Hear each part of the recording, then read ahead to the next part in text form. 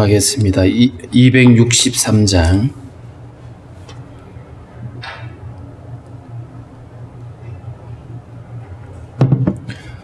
(263장입니다)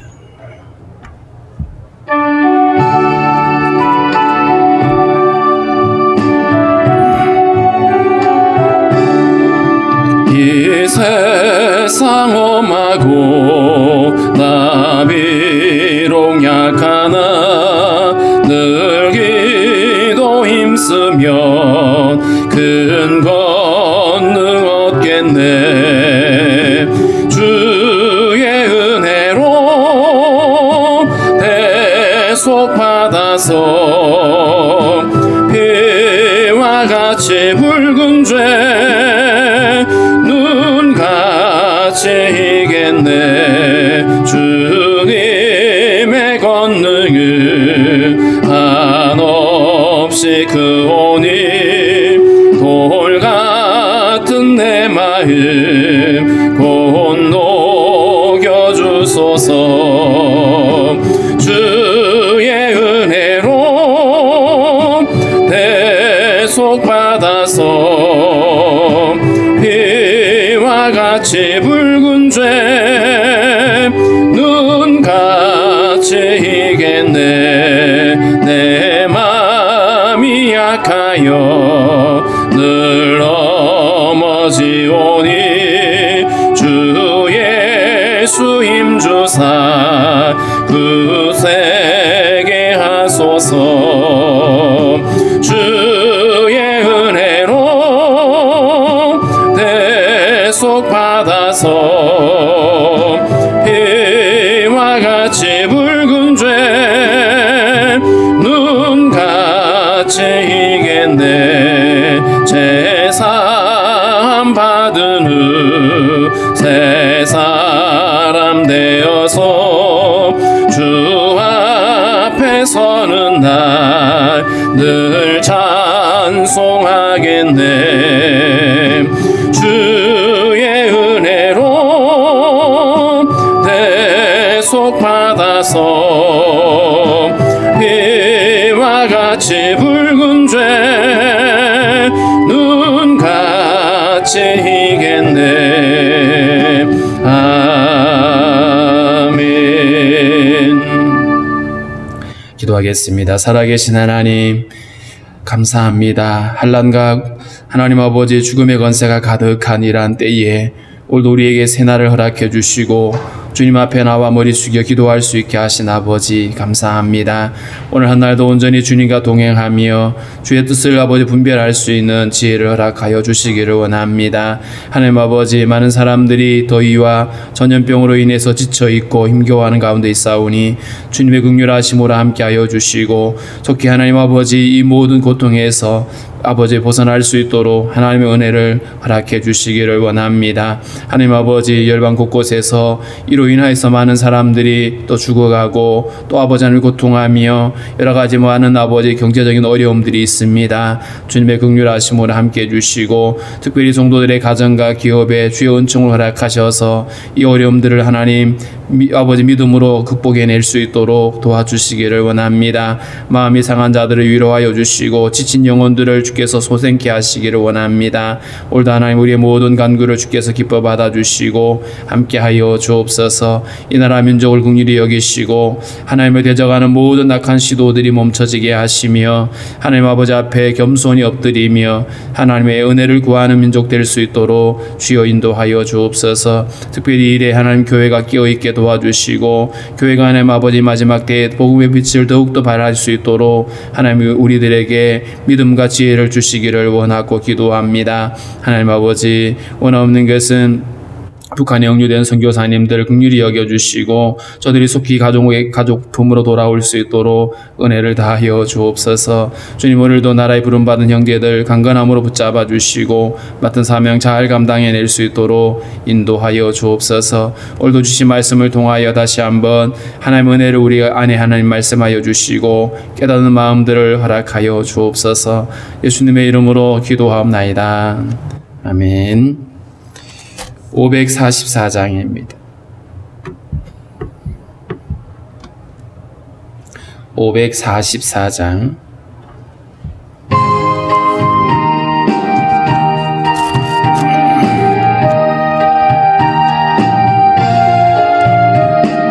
울어도 못하네 눈물 많이 흘려도 겁을 없게 못하고 죄를 씻지 못하니 울어도 못하네 십자가에 달려서 예수 고난 당했네 나를 구원하시리 예수밖에 없네 힘써도 못하네 말과 뜻과 행실이 깨끗하고 착해도 다시 나게 못하니 힘써도 못하네 십자가에 달려서 예수 고난 당했네 나를 구원하시리 예수밖에 없네 참아도 못하네 알 수 없는 죄인이 흉한 죄에 빠져서 어찌하니 죽을까 참아도 못하네 십자가에 달려서 예수 고난 당했네 나를 구원하시리 예수밖에 없네 믿으면 되겠네 주 예수만 믿어서 은혜를 힘입고 오직 주께 나가며 영원 삶을 얻네 십자가에 달려서 예수 고난 당했네 나를 구원하시리 예수밖에 없네.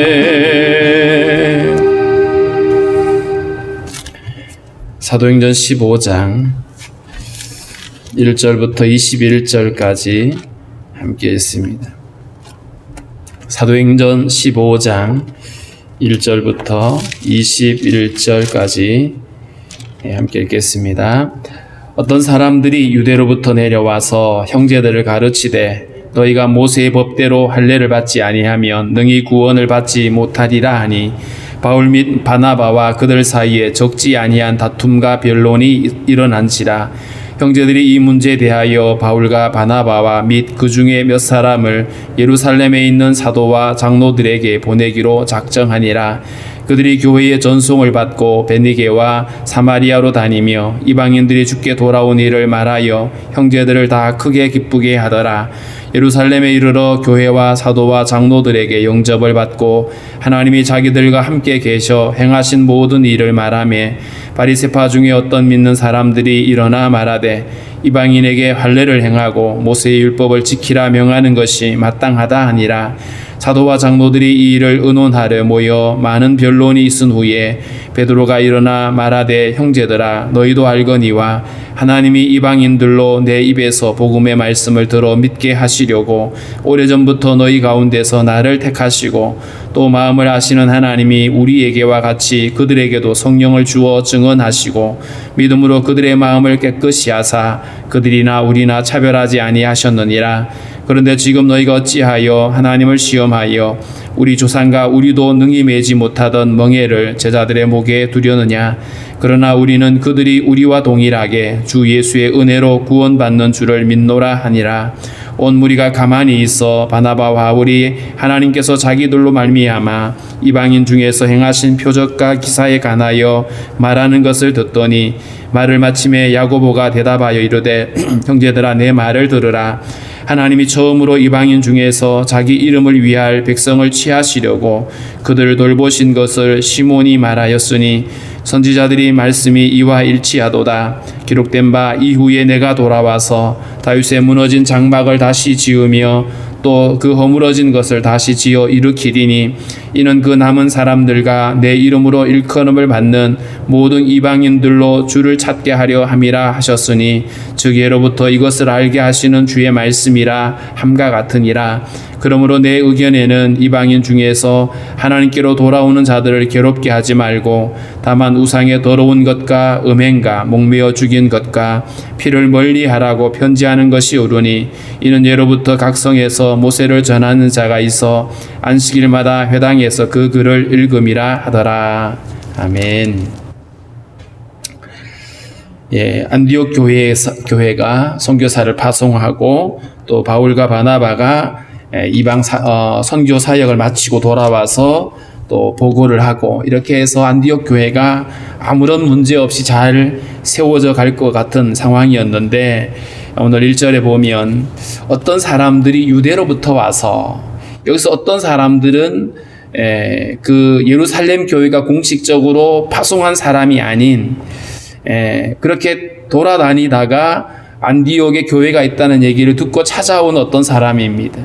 유대로부터 왔다. 근데 이 안디옥 교회는 이방인 지역에 있는 교회고 이방인 지역에 있는 교회가 유대 땅 혹은 예루살렘에 있는 성도라 그러면 뭔가 그들의 말의 권위가 다르겠죠. 그러니까 그 유대로부터 온 어떤 사람이 형제들을 가르치면서 이렇게 말합니다. 너희가 모세의 법대로 할례를 받지 아니하면 능히 구원을 받지 못하리라. 이 한마디는 어마어마한 충격을 주는 이야기였습니다. 이 안디옥 교회 안에 신학적인 문제가 이제 제기가 된 것이죠. 예수를 믿기는 믿어도 예수만 믿어서는 안 된다 이 말이거든요. 유대인들처럼 할례를 받고 율법을 지켜야 그래야 구원을 받을 수 있다. 이렇게 주장을 하는 거. 엄밀하게 말하면 이 말은 결국 우리가 구원을 받는 것이 예수만 믿어서는 안 된다. 우리의 어떤 행위가 같이 포함되어져 있어야 된다라고 얘기를 합니다. 어떤 특별한 문화에 어떤 특별한 행동을 해야만이 구원을 받을 수 있다라고 하는 이 말은 결국 율법의 행위로 구원을 받는다는 말과 다르지 않습니다. 예수만 믿어서는 안 된다. 할례를 받지 않고 율법을 지키지 않으면 능히 구원을 받을 수 없다라고 하는 이 말은 이 안디옥 교회에게는 엄청난 충격을 주었습니다. 왜냐하면 안디옥 교회는 이방인들이었잖아요. 이방인들은 태어나면서 할례를 행하지 않습니다. 할례를 받지 않았고 율법을 지키지 않는 자기 문화를 살아가고 있는 사람들인데 이들에게 한마디로 말하면 유대인이 되라고 하는 얘기거든요.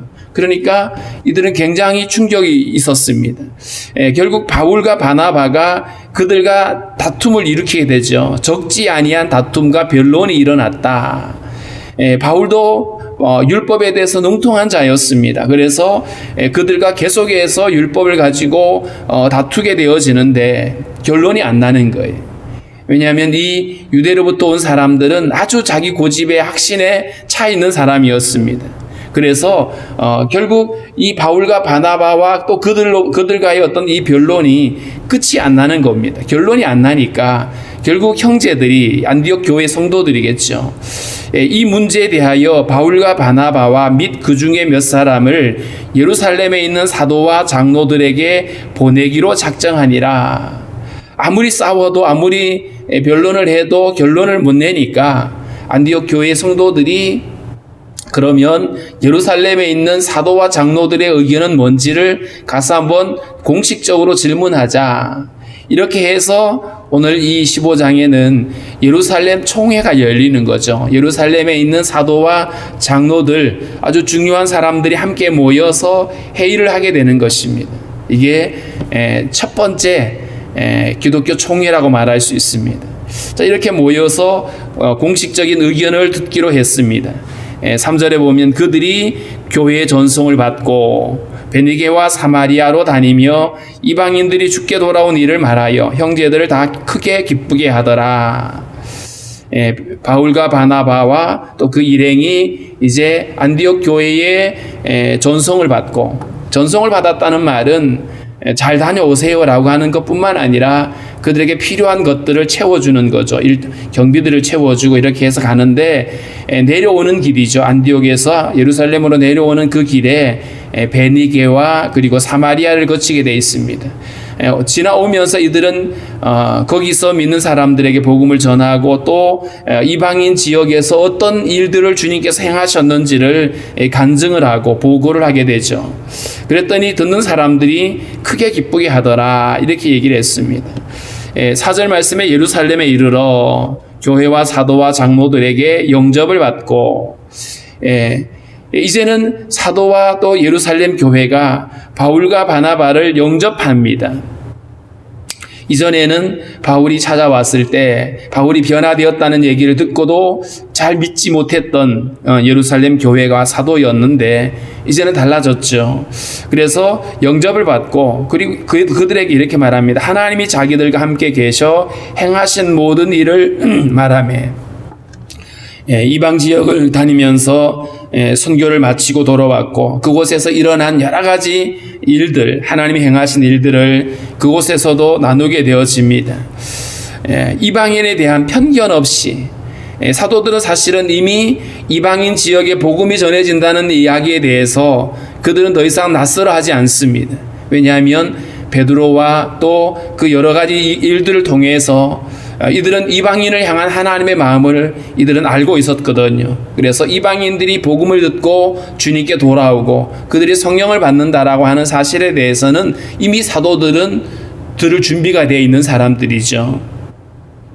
자, 그런데 그렇게 이방인 지역 가운데 하나님이 행하신 일들을 함께 듣고 있는 중에 바리새인 중에 어떤 믿는 사람, 이들은 예수를 배척하는 자가 아닙니다. 바리새인이었지만 예수를 믿는 사람이에요. 그 사람이 이렇게 말합니다. 이방인에게도 할례를 행하고 모세 율법을 지키라 명하는 것이 마땅하다라고 주장을 합니다. 앞서 안디옥 교회에 찾아온 어떤 사람도 똑같은 얘기를 했는데 예루살렘 교회 안에 있는 일원 중에서도 이 얘기를 하고 있는 겁니다. 할례를 받고 그 다음에 율법을 지켜야 된다라고 이렇게 주장을 하고 있는 것이죠. 이러한 주장은 결국 믿음으로만 구원을 받을 수 있다라고 하는 이 예수 그리스도의 복음을 정면으로 위배하는 일이고 부정하는 일이 되는 것입니다. 오늘날에도 많은 신학들이 존재하고 또 많은 또 이단들이 등장을 하는데 우리가 분별할 때에 첫 번째 기준이 뭐냐 하면 예수 그리스도를 믿음으로 구원을 받는다라고 하는 이 복음을 축소시키거나 아니면 거절하는 사람, 부정하는 사람입니다. 예수만 믿어서 안 된다는 얘기를 하는 자들이죠. 그러니까 특별한 어떤 단체에 가입을 하거나 아니면 특별한 어떤 일들을 해야 된다라고 주장하는 사람들입니다. 결국 그 이면에는 믿음으로 구원을 받고 믿음으로 의롭게 되는 것이 아니라 어떤 사람의 행위로, 사람의 어떤 선행으로 그래서 구원을 받을 수 있다라고 하는 것과 동일한 것이죠. 그래서 오늘 이 바리새인들이 주장하는 할례를 받고 율법을 행해야 구원받을 수 있다라고 주장하는 이 얘기는 결국 율법으로는 구원받을 수 없다라고 하는 이 바울 신학과는 정면으로 부딪히는 일이었습니다. 이 일 때문에 사도와 장로들이 이 일을 의논하러 모였다. 예루살렘 교회가 총회를 소집을 하고 함께 모여서 공식적으로 이 의제를 삼게 되죠. 7절에 보면 많은 변론이 있은 후에 아마 뜨겁게 논쟁이 일어났을 겁니다. 논쟁이 일어나고 많은 시간과 또 많은 변론이 있었을 겁니다. 어떻게 보면 끝이 나지 않을 것 같은 많은 변론이 있은 다음에 베드로가 일어나 말합니다. 형제들아 너희도 알거니와 하나님이 이방인들로 내 입에 복음의 말씀을 들어 믿게 하시려고 오래전부터 너희 가운데서 나를 택하시고, 이 말은 하나님이 먼저 나를 택하셔서 제자들 중에서 먼저 나를 택하셔서 나를 통하여서 특별한 일을 행하셨는데 그것이 바로 8절입니다. 마음을 아시는 하나님이 우리에게와 같이 그들에게도 성령을 주어 증언하시고, 결국 베드로는 고넬료 가정에서 자기가 경험했던 그 얘기를 하고 있는 거죠. 하나님이 나를 택하시고 나로 하여금 그 이방인에게 복음을 전하게 하셨고, 뿐만 아니라 그들에게 성령이 임하게 되는 것을 내가 두 눈으로 목격하게 했다, 그 얘기를 하고 있습니다. 그러면서 믿음으로 그들의 마음을 깨끗이 하사 그들이나 우리나 차별하지 아니하셨다. 고넬료와 그의 가족들, 거기에 복음을 듣고 있던 사람들에게 성령이 임했는데 그들이 할례를 행했냐 하면 그렇지 않거든요. 그들이 율법을 지키는 사람들이냐 하면 그렇지 않습니다. 이방인들이었습니다. 그렇기 때문에 할례도 받지 않았고 율법도 지키지 않는 이방인들에게 성령이 임했다는 말은, 성령이 임했다라고 하는 것은 그저 그럴 수 있다는 얘기가 아니죠. 그 마음에 하나님이 죄사함을 허락하셨고 그를 의롭게 하셨기 때문에, 그래서 그들이 성령 받을 수 있었거든요. 그렇기 때문에 성령이 임했다라고 하는 말은 하나님이 그 구원을 인증하신 겁니다. 그래서 베드로가 이 얘기를 합니다. 마음을 아시는 하나님이 우리에게와 같이 그들에게도 성령을 주어서 증언하셨다. 성령이 내렸다는 말은 성령이 그것을 확증하신 얘기다라고 얘기를 하죠. 그러면서 믿음으로 그들의 마음을 깨끗이 하사 그들이나 우리나 차별하지 아니하셨다. 차별하지 않았다. 유대인인 우리와 이방인인 그들이 구원받는 그 일에 있어서는 차별하지 않았다라고 말합니다. 로마서 1장 16절에서 이렇게 말하죠. 복음은 모든 믿는 자에게 구원을 주시는 하나님의 능력이다. 모든 믿는 자에게, 여기는 유대인이나 헬라인이나 상관없습니다. 할례를 받았느냐 받지 않았느냐 관계없습니다. 그렇기 때문에 오늘 베드로는 이 얘기를 하는데 이렇게 얘기합니다. 그런데 지금 너희가 어찌하여 하나님을 시험하여 우리 조상과 우리도 능히 매지 못하던 멍에를 제자들의 목에 두려느냐. 여기서 우리가 능히 매지 못하던 멍에, 율법은 사람들로 하여금 완벽하게 지키라고 주신 말씀이 아니었죠. 그래서 하나님이 우리 조상들에게 주었던 그 율법은 우리도 지키지 못했다. 그러면서 어찌하여 그것을 그 이방인들인 그들에게 짐을 지우게 만들려고 하느냐라고 얘기를 하는 겁니다. 우리도 지킬 수 없었던 율법을 왜 그들에게 지키라고 말하냐라고 얘기하는 것이죠. 자, 그러면서 결론을 내립니다. 그러나 우리는 그들이 우리와 동일하게 주 예수의 은혜로 구원받는 줄을 믿노라. 우리와 동일하게, 다시 말하면 유대인인 우리들도 구원받는 것이 할례받고 율법을 지켰기 때문이 아니라 오직 예수 그리스도의 대속의 은혜로 우리가 구원을 받는 것이고, 이것은 이방인들에게도 똑같다라고 얘기를 하고 있습니다. 베드로가 이 예루살렘 교회, 초대 교회의 그 위치는 아마 대단했을 겁니다.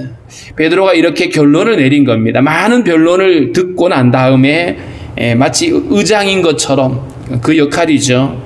베드로가 이렇게 결론을 내렸더니 온 무리가 가만히 있었다.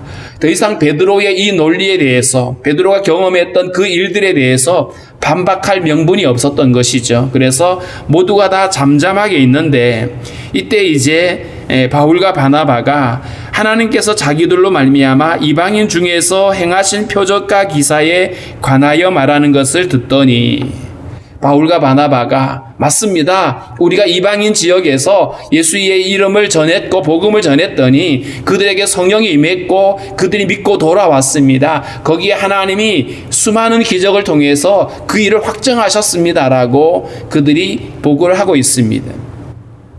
더 이상 누구도 바울과 바나바에 대해서, 이방인의 복음을 듣는 그 일에 대해서 반박할 수 없는 상황이었습니다. 자, 그런데 누가 이 일을 또 완전히 도장을 찍냐 하면 13절에 말을 마침에 야고보가 대답하여 이르되, 여기서 말하는 야고보는 예수님의 12 제자 중에 있는 야고보가 아닙니다.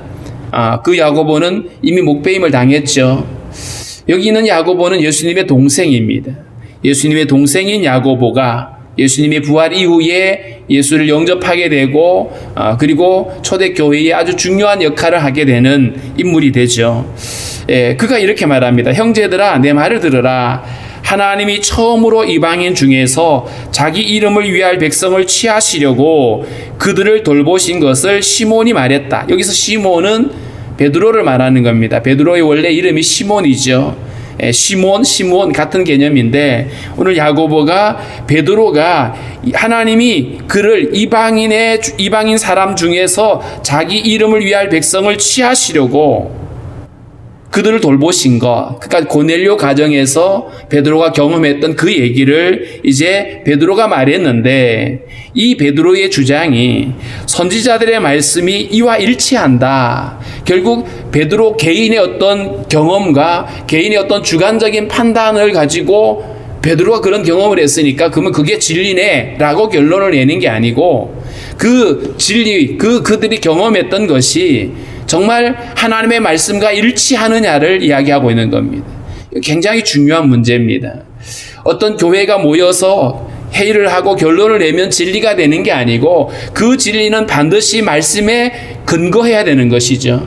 그래서 베드로의 그 주장과 그의 모든 경험이 말씀에 의해서 증명되어지고 있다라고 말하고 있는 거예요. 그러면서 선지자들의 말씀이 이와 일치한다라고 얘기를 합니다.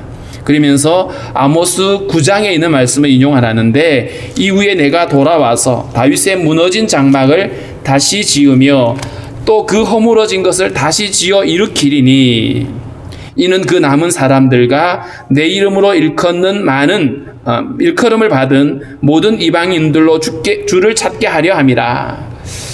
모든 열방의 사람들이, 모든 이방의 사람들이 함께 하나님께로 돌아와서 주님을 예배하게 되어질 그날, 다윗의 장막은 예루살렘 성전은 무너지고 파괴되어질 것이지만 그러나 무너진 것을 다시 일으키시는 주님은 바로 성전 대신 예수 그리스도를 다시 세우시고 그를 통하여 모든 나라 사람들이 주님께로 돌아오게 하시는 하나님의 완전한 구원을 이 아모스 선지자의 글에서 인용을 하고 있습니다.